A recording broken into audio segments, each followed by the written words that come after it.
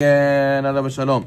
So in the Agadah, we have to say, whoever did not say these three things did not fulfill the mitzvah: Pesach, Matza, and Maror. Okay, fine. So, but I understand why the mitzvah is to eat them.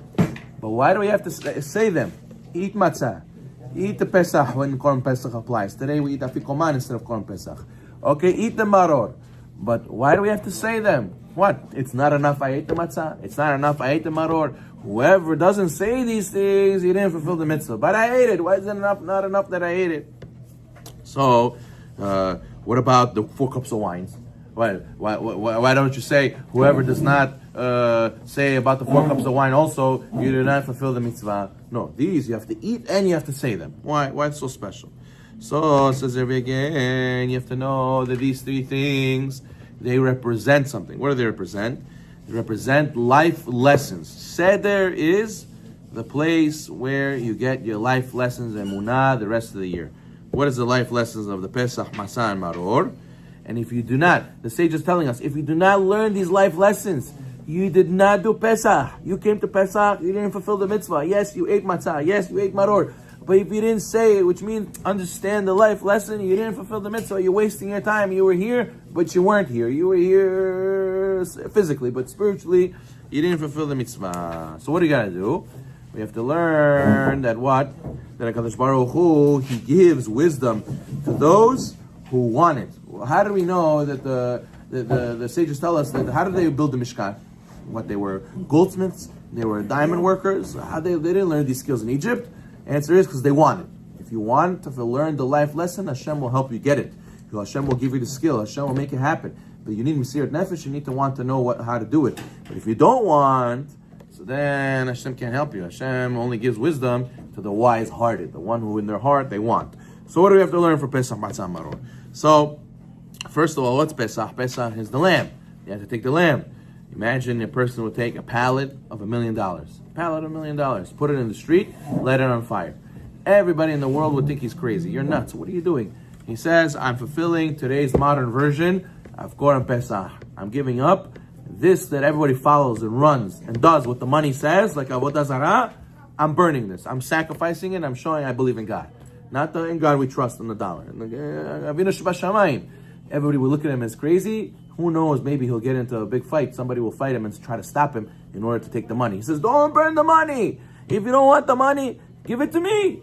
So imagine taking the lamb in front of the little Egyptians. They said, what are you doing? If you don't want the lamb, if you want to kill the lamb, give it to me. Don't kill the lamb. What is it? And they would start a fight. A big civil war was about to happen. The Bechorot, right? They came and they wanted to kill the Jews. Shabbat HaGadol, the miracle was that Hashem made it that they fought themselves and they didn't kill the Jews. And ended up being what? That this is number 1.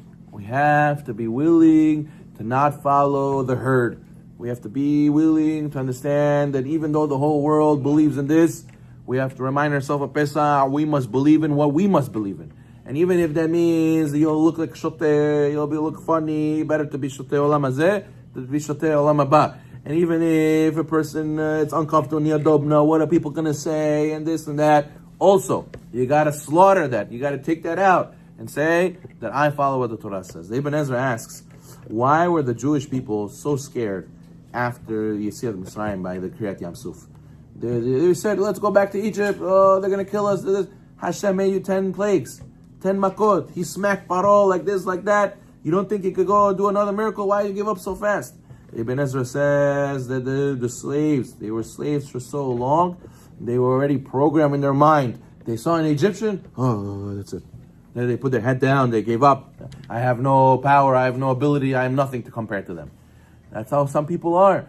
They see certain other people, they see mentality of the world. They say, no, I can't, I have to follow what they say, I have to. They already have the habit, they already have a slave mentality, and this is what we have to kill. So that's Pesach.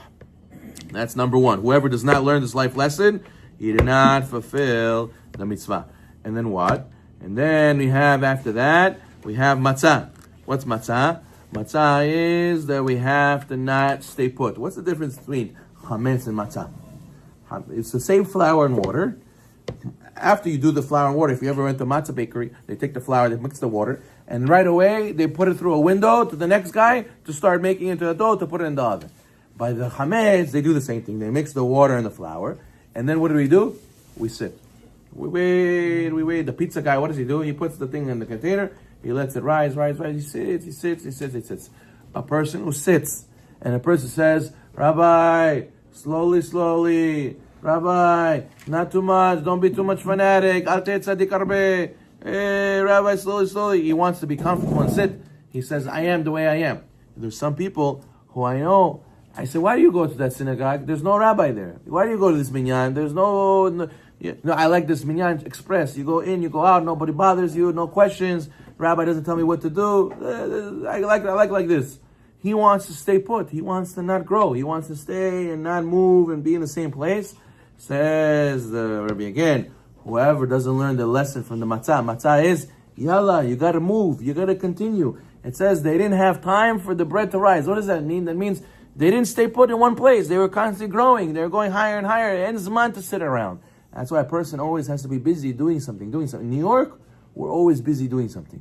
The question is, are you busy growing and doing something spiritual, or are you busy being distracted to something else, taking you away from your spirituality, and you're sitting like hametz, becoming fatter and fatter, and more gava, more hot air, instead of being humble and growing closer to Hashem. And finally, we have matzah, and then we have maror. What is maror?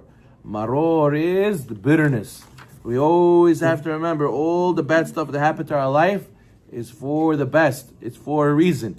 And because of maror, what's right after maror? Maror comes korech shulchan orech. Well, interesting. Shulchan orech, everybody's favorite. Everybody loves to eat kushit, right? Lubish kushit. But what first before you eat the food, what do you have to go through? You have to do maror, and not just maror, efsio. Maror korech. You have to take the maror with you and make it sandwich. You have to say, not, okay, maror and throw it away. You have to take maror with you. You have to make maror a sandwich with your food, and you have to realize that the bitterness, only through the darkness we see the light, and every lesson that Hashem gave us through bitterness was something that we needed for later in our life. How many times? There's stories, and it's a very simple story. I'll end with this. There was a guy who was bitten by a snake, and he was about to die. And they gave him the antidote in the right time. They saved his life. And later in life, he was in a situation where he got sick, and he was about to die. And they said, this guy, the only way he'll survive the sickness is if he has, he gets the poison from this snake. They said, oh, he doesn't need it. He says, oh, we don't need to go to Africa to find the snake. He says, why? When he was little, the snake bit him. So therefore, he has it already in his body. He's going to survive. So now he realized why Hashem made it, that he was bit by a snake. So you see that in the bitterness and maror in our life, we don't know what Hashem's doing for us. He's setting us up for something good. Maror korech, shulchan orech. Baruch Adonai Olam.